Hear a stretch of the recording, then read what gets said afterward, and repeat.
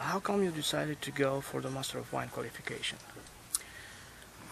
Well, I have a background in research, so I have a couple of degrees in plant sciences, and while I was studying for my doctorate, I joined my University Wine Society, and that's where I really fell in love with wine.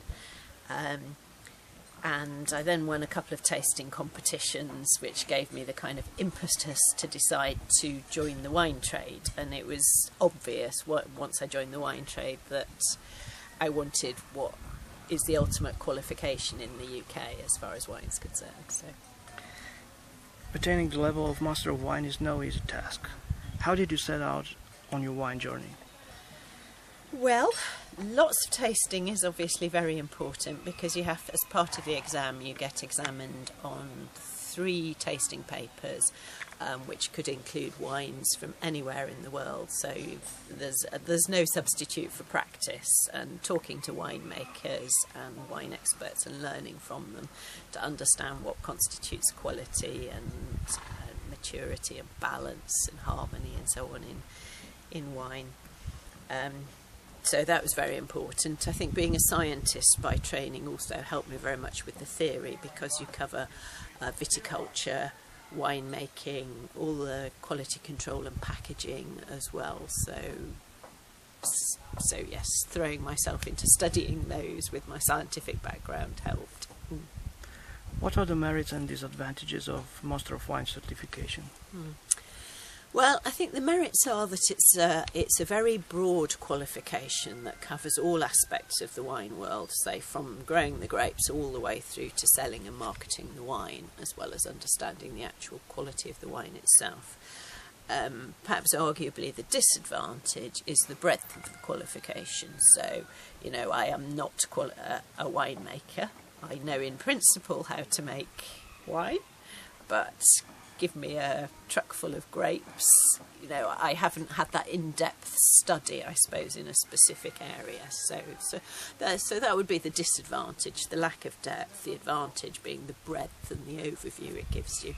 So it depends what job role you're doing. For me as a writer, it's really, and an educator and a wine judge, it's really useful to have that breadth of qualification. But if I was making wine, I'd be better off having an enology degree. You judge wine competition every year. What does the competition award tell the consumer browsing in a wine shop? Well, I think, the wine world is full of so many different labels and brands and great varieties and so on. It's very confusing, and even outside my specialist area, sometimes I look at a wall of wine and say, how am I going to choose which wines out of this range? So I think what wine awards can do is help signpost the consumer to wines that have particular merits or showed particular merits on the day of the competition, because that's all you can judge is what's in the glass in front of you on that particular day. And we all know that wine is a living product, and some days it will show brilliantly and other days maybe not so much, but we try and be as objective as possible about what we've got in our glass and try and give some guidance to the consumers. And the other thing I think is that it maybe helps producers, because it gives them something to aim for, a way of benchmarking their wines against their competition, both locally and internationally, and maybe gives them an impetus to want to continue to improve, and then that ultimately benefits the consumer too. You were the first Master of Wine to join the Signature Wines team of experts, specifically selected for your unique knowledge and expertise in wines from the Balkans and Eastern Europe. How did that happen? Well, I think that anybody who wants to find somebody in the UK that knows about Eastern Europe, if you do a quick Google search, my name comes up quite a lot. So I do get contacted kind of out of the blue quite regularly by people who are, looking for some guidance on Central and Eastern Europe, and from somebody that kind of understands where the wines are and can benchmark them and give some guidance. What do you most like in a wine? What do I most like in a wine? balance and drinkability. Quality obviously is important, but it kind of has to be the right wine for the right occasion. You know, there are some wines that I would share with some friends, and there are other wines, perhaps simpler wines, that I would share with other friends because they would get more pleasure out of the more simple wine. So, you know, it's really important. Wine is about sharing.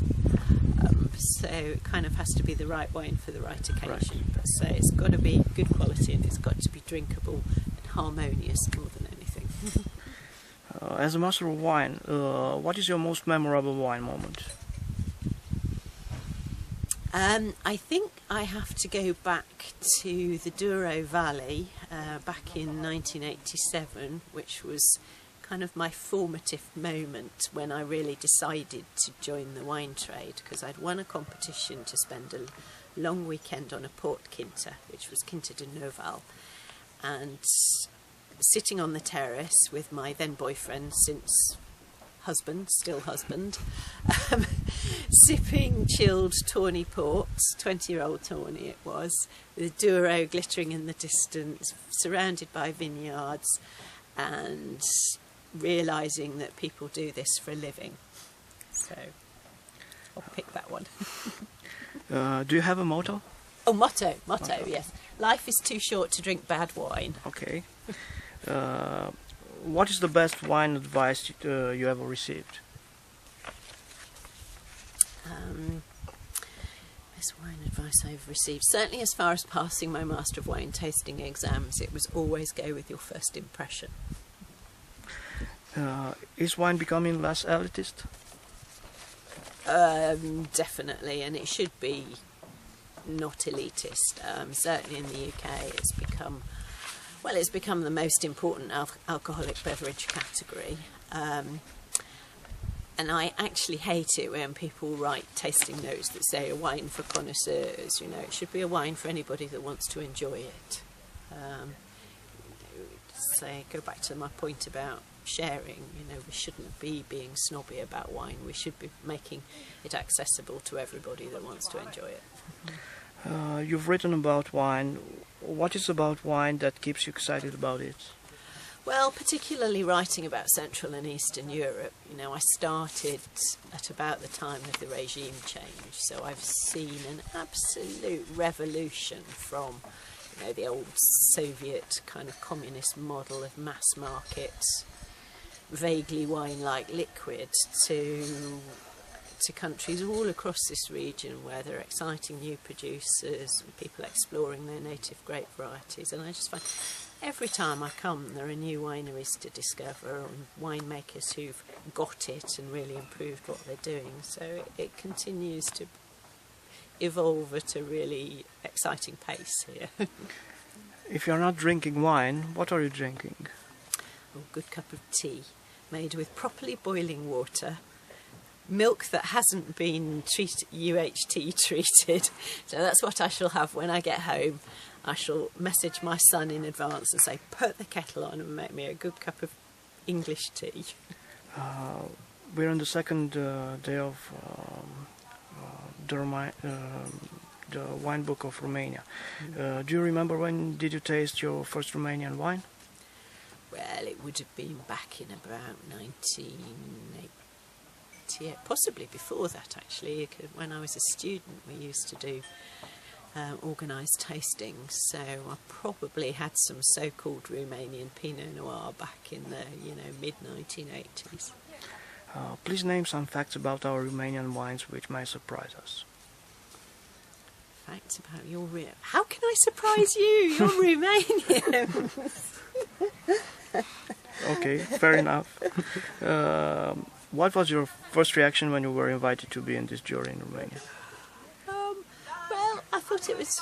I was really intrigued. I thought it would be a really interesting experience because there would be an opportunity to discover some new wines, some different wines. And it's always good, I think, also to have these kind of competitions where you have a chance to debate and discuss the wines. You know, you can learn from your fellow tasters as well.